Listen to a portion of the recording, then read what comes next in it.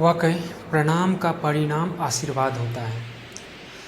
पितामह भीष्म जब प्रत्येक दिन युद्ध भूमि से लौटकर अपने शिविर में जाते हैं तो वहाँ पे दुर्योधन रहता और उन्हें सुनाने लगता कि पितामह आप युद्ध भूमि में जाएं और पांडव बच जाए, हो ही नहीं सकता। प्रत्येक दिन की आदत थी। एक दिन पितामह आते हैं, थके हुए रहते हैं, अपने शिविर में जाते हैं, तभी दुर्योधन सुनाने लगता है कि पितामह आप तो मन से युद्ध लड़ ही नहीं रहे हो, आप युद्ध भूमि में जाएं और पांडु बच जाए, हो ही नहीं सकता। पता नहीं उस दिन क्या हुआ। पितामह प्रतिज्ञा ले लिया कि मैं गंगापुत्र भीष्म प्रतिज्ञा लेता हूँ कि कल युद्ध भूमि में पांडवों का वध कर दूंगा। और जैसे ही उन्होंने प्रतिज्ञा ली, यह बात आग की तरफ फैल गई। और पितामह की प्रतिज्ञा आप जानते भी होंगे, भीष्म प्रतिज्ञा नहीं, तो आग की तरफ फैल गई। यह बात द्रौपदी को पता चली। भागी भागी कृष्ण के पास पहुँची और बोली कि भगवान ये सारी चीज़ें आप ही करवा रहे हो, अब सब कुछ जानते हो।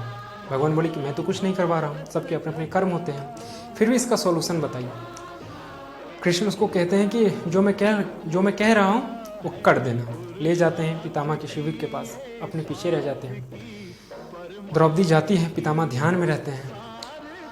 पितामह की आदत थी कि जो कोई भी उसे प्रणाम करे, या तो उसे यशस्वी भव या अखंड सौभाग्यवती भव का आशीर्वाद देते। जैसे ही द्रौपदी गई, हुआ भी, द्रौपदी गई और बोली कि प्रणाम पितामह। जैसे ही प्रणाम बोली, उनके मुख से निकला अखंड सौभाग्यवती भव। और जब आँख खुली तो सामने नजर पड़ी, द्रौपदी थी, सामने में द्रौपदी थी। कहा ये मैंने क्या किया, अभी अभी थोड़ी देर पहले हमने प्रतिज्ञा ली कि पांडवों का कल युद्ध भूमि में वध कर दूंगा, और ये। फिर उन्होंने कहा कि नहीं नहीं, ये तुम्हारा आइडिया नहीं हो सकता, जरूर कृष्ण बताए होंगे तुम्हें। सारी बातें होती हैं, लंबी है, शॉर्ट में चलता हूँ। सारी बातें होती हैं। द्रौपदी कृष्ण को बुलाते हैं, आते हैं। पितामह भगवान से कहते हैं कृष्ण की, भगवान ये आपने क्या करवा दिया, मेरे ही वचनों से मेरे ही प्रतिज्ञा तोड़वा दी है, इसका सॉल्यूशन बताइए। कृष्ण कहते हैं कि इसका सॉल्यूशन भी आप ही को ढूंढना पड़ेगा। फिर पांडवों को बुलाया जाता है। अर्जुन को कहते हैं कि कल तुम मेरा वध करोगे, क्योंकि तुम्हें इतनी शक्ति नहीं कि तुम मुझे मार सकोगे, फिर भी तुम मेरा वध करना, वाहन चलाना मेरे ऊपर। और जब चलाना तो अपने सामने एक नारी रख लेना, वो तुम्हारे सेना में जो शिखंडी है ना, उसको अपने सामने रखकर मेरे ऊपर बाण चलाना। पता है आपको शिखंडी कौन थी?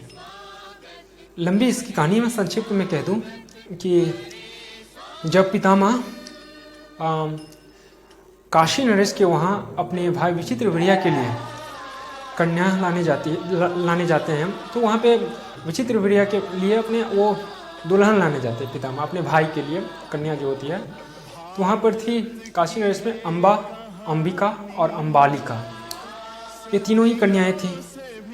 उनको हरकर अपने भाई विचित्रवीर्य के लिए हस्तिनापुर लाते हैं। और जैसे ही लाते हैं तो उसमें जो अम्बा थी ना, वो पितामह से कहते हैं कि पितामह मैं मन ही मन साल्व नरेश को अपनी पति मान चुकी हूँ। तो पितामह कहते हैं कि पहले आपको बोल देना चाहिए, पहले ही क्यों नहीं बोली? कहा डर भय के चलते पितामह का कोई बात नहीं, उसे सम्मान से लौटा दिया जाता है। पर साल्व नरेश यह कहकर ठुकरा देता है कि मैं हारी हुई वस्तु नहीं अपनाता हूँ। थोड़ी जल्दी में कह दूँ आपको, नहीं, मैं हारी हुई वस्तु नहीं अपनाता हूँ। इसे वो अपमानित होती है और पितामह के पास जाती है और सारी बातें कहती है कि ऐसी ऐसी कह रहा है, तो बेटर है कि आप ही मुझसे शादी कर लो। तो कहता है ये तो हो ही नहीं सकता, मैं तो ब्रह्मचारी हूँ, आजीवन भर नहीं प्रतिज्ञा लिए थे, आप जानते हो, तो ये हो नहीं सकता। तो इससे और वो अपमानित होती है और पितामह को तभी कहती है कि मेरा जो अपमान हुआ है इसका बदला मैं ज़रूर लूँगा तुमसे, चाहे इसके लिए मुझे जन्म पर जन्म ही क्यों न लेना पड़े, लेकिन तेरी मृत्यु का कारण मैं बनूंगा। तो वही थी शिखंडी।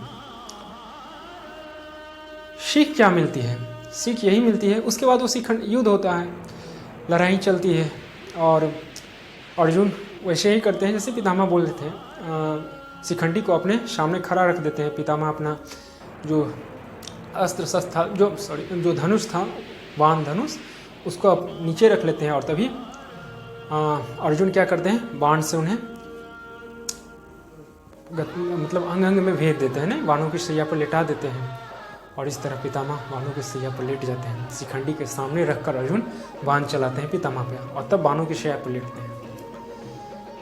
ये थी लंबी कहानी है, थोड़ा पढ़ो। सीख क्या मिलती है? सीख यही मिलती है कि यही काम कौरवों की पत्नियां भी कर सकती थी पितामह के पास जाकर, पर उनमें तो ये संस्कार थी ही नहीं। अगर वो करती कौरवों की पत्नियां, तो जरूर पितामह उन्हें भी अखंड सौभाग्यवती का आशीर्वाद देते और शायद युद्ध की नौबत ना आती, पर ये तो संस्कार थी नहीं। दूसरी सीख, जब पितामह कहते हैं कृष्ण से कि इसका सॉल्यूशन बताइए, क्योंकि मेरे ही वचनों से मेरी ही प्रतिज्ञा आप तोड़वा दी है, तो मधुसूदन कहते हैं भगवान कृष्ण कि इसका सॉल्यूशन भी आप ही को ढूंढना होगा।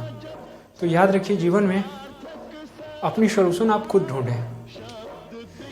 महाभारत आप पढ़ें, बहुत कुछ सीखने को मिलेगा आपको। Thank you.